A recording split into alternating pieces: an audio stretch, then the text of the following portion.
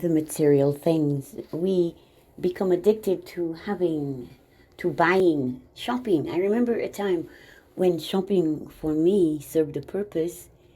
It helped with depression, but it helped only temporarily. It helped as long as there was a high from being in the store and looking through them and selecting.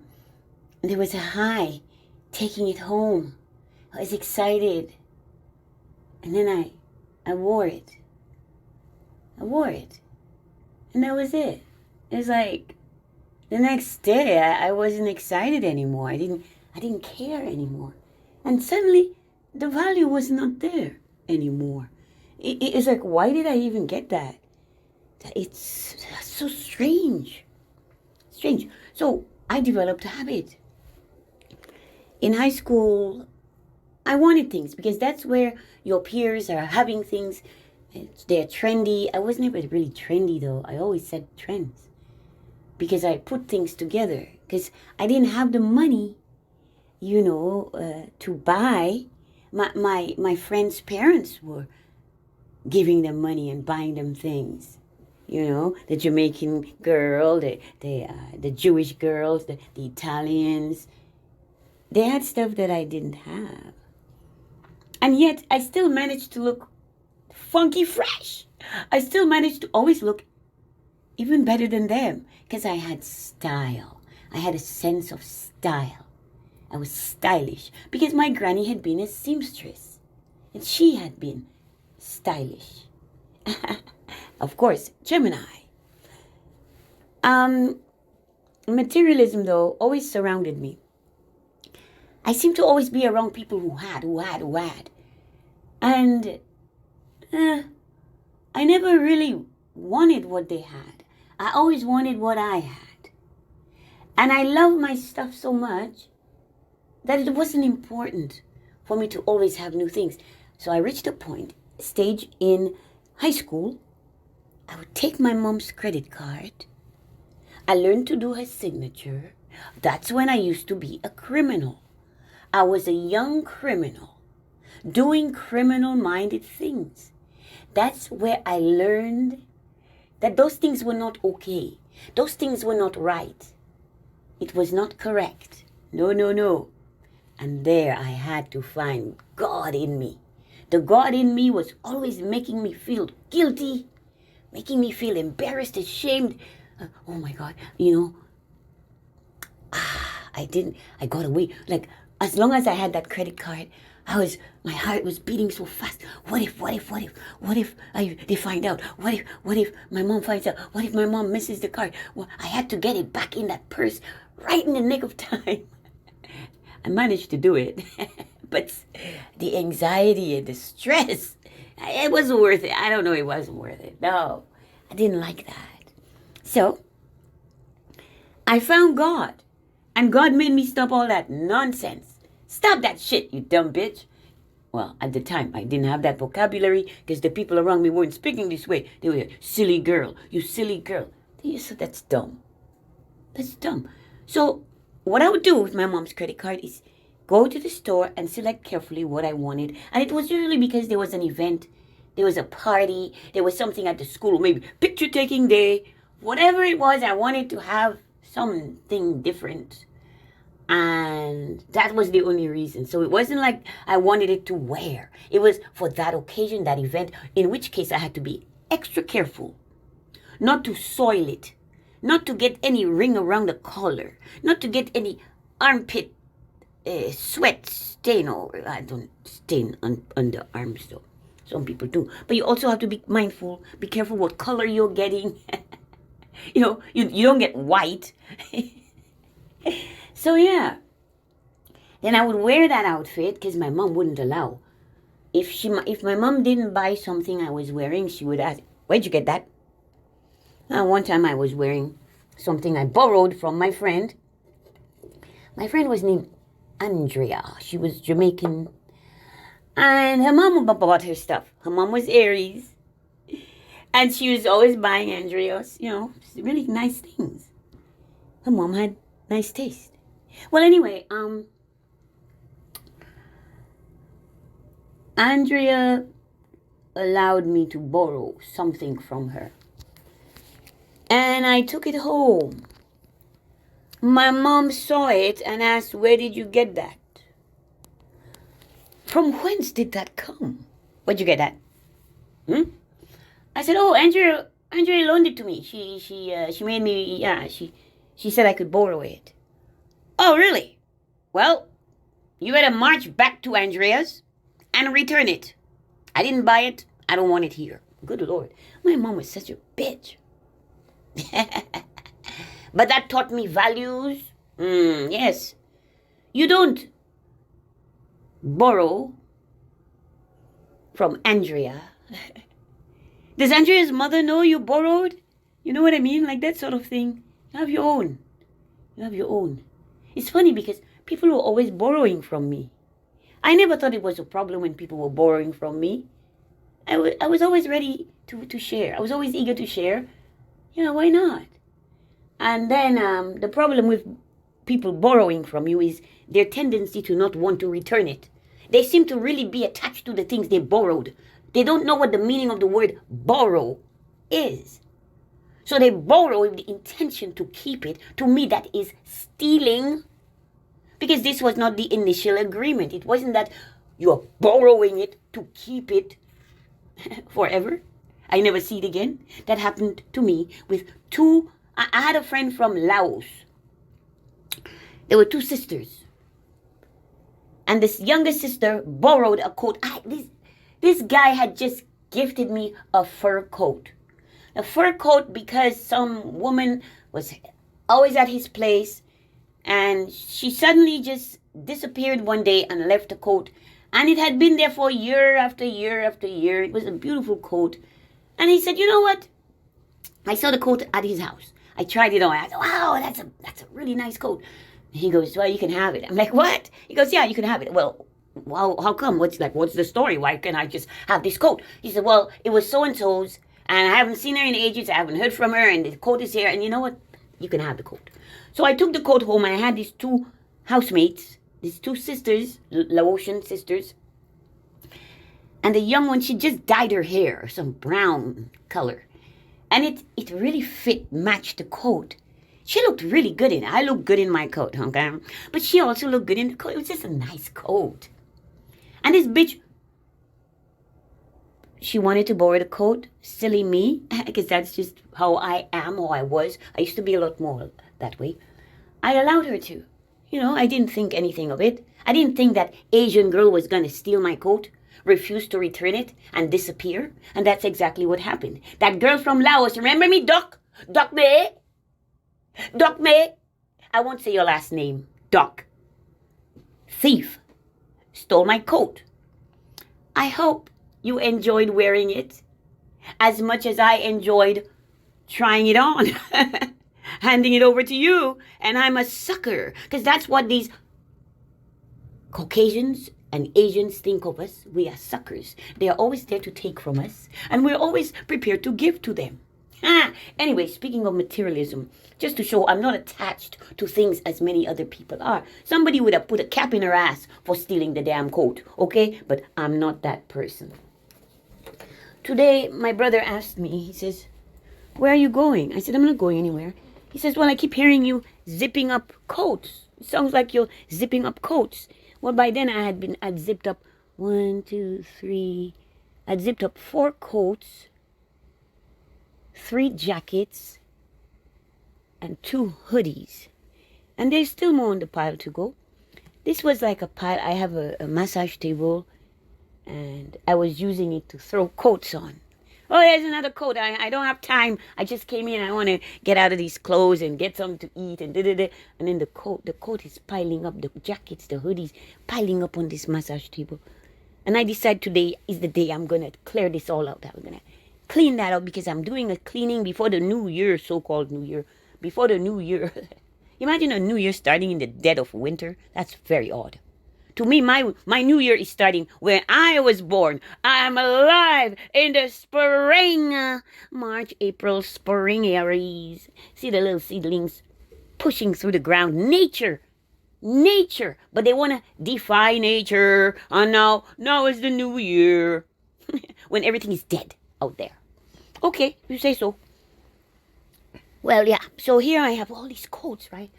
And I have all these coats and jackets and different fabrics and colors, and there's not even enough room in the closet. The closet is packed so that I have to fight my way through it. And that's just one closet. And I'm one person.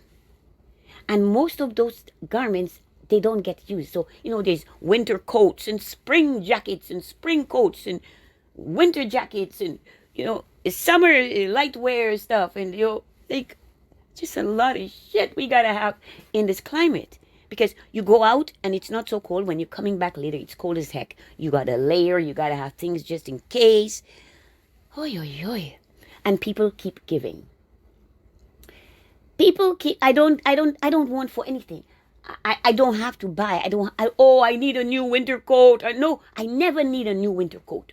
Why do I never need a new winter coat or any such thing? Because I'm always being given these things. People just bring stuff over and just give.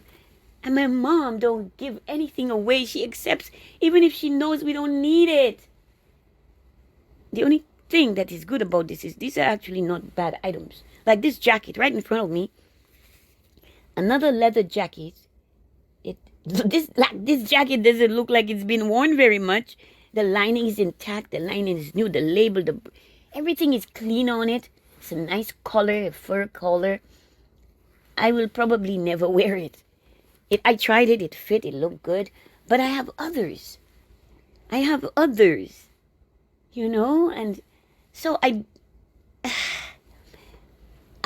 living here in this part of the world, there was a time I heard that North Americans, and specifically Canadians, are among the most wasteful people on the entire earth. Nobody is as wasteful as Canadians. And there were people saying, oh, no, they were disputing it. They were convinced that Americans were the biggest consumers and the biggest consumers of waste. And I was corrected and told that no, it is not Americans, it is actually Canadians. Canadians are the ones. And somehow I believe it. I don't know. But it doesn't matter, my family, whether they are in the US or in Canada, they tend to be wasteful. They tend to be shopaholics, materialistic, trendy as heck, always want to have, I have several family members who have to have new winter coat every year. Will not wear last season's coat this season. Gotta have new stuff every year. Will not wear last season's these are people where are they living? Where are they? They're in the US, they're in New York, they're in Maryland, they are in Toronto. They are vain and conceited, and I believe they may not feel as secure or superior as they pretend to be. The reason I say this is they're always shopping, always buying things, always putting themselves together so they look just perfect. And to me, it takes a lot of energy to always be. My granny was like that. She was a seamstress, so she was fashion conscious. But for those who aren't, it's to me very strange. I have a sense of myself that allows me to be comfortable in my skin, comfortable as I am. Yes, when I leave the house, I like to prepare. I like to wash my body and put on things. That's why that takes a lot of work. That's why I keep my ass at home, so I'm not always having to put on outfits and go out there. Because again, going out there, my size, and a color, woman, gender, I invite attention that I don't want or need. Plus, people begging me and asking me for things. No, man, this is crazy. So, yeah, I tend to leave people behind who are materialistic. People who are always buying clothes. Because you know what they are always doing? They're always buying clothes. They're always giving me clothes. The hand-me-downs. Now, when I was younger, I didn't mind hand-me-downs. I could have fun with it and make it into something new and different. But in my old age, I don't really care. I don't care. So all of these surplus things, I have to now call the Kidney Foundation or this or that foundation and this charitable organization and donate these things. Thankfully, those who will come here, I will leave a box and bags outside, and they will pick up on a particular day that I've prearranged with them. And that's how I'm managing to get rid of these things, because you don't want to just throw these things away to go to the landfill. And I don't even trust those donation boxes. I mean, I don't know why I should be concerned about that, but there are a lot of boxes out there. They say donations. These people take these things and they actually sell them. They are actually businesses. They are not charitable organizations placing boxes out there. They're actually people who are selling these. Okay? Because, let's face it, many of these items, they're pretty good. Like I said, this jacket right in front of me is the next to be hung up. Look at it. It looks brand new. It's like she wore it once or possibly never and gave it to us. I remember when she came, she had brought 5 coats and 4 jackets for my mom. My mom gets so much. My mom has so much clothes. And I wonder, are these people crazy when they see how much stuff we have? And they keep giving us more and more and more. It's a sickness the black people have with spending money and buying things that don't benefit us. Read the labels of all the brands you bought. All the shoes, all the boots, all the jackets and coats and scarves and underwear. All the items you purchased. How many of them said made in from whence you came? Made on your island. Made in your country. Made in Africa even. You seldom find anything made in Africa. I had this thing. I saw it at the dollar store. It was called Robb. I said, Robb? I read the thing. That's funny. That's a funny name, Robb. R-O-B. I'm like, what the heck? I think they meant rub. R-U-B. It said made in Nigeria. I was so excited. I said, I gotta buy Robb. I bought Robb to rub on my body. Like you would use Vicks or one of them things. Mentholated from Nigeria. To me, that was so, I loved it. It was a moment I had in the store. I love when I see things made in Korea, made in Hong Kong, as opposed to always made in China, made in China, made in China. Let's see things made other places, made in USA. Usually when I have an item made in USA, it's of better quality. That's important. But they sold out and went for all these cheap slave wages, slave labor, so they can have cheaper items. And so that's what they're doing. With all the cheaper stuff, they're buying. Mind you, I see some labels my mother has. My mother has labels because the sibling I have who gives to my mother, she buys good stuff.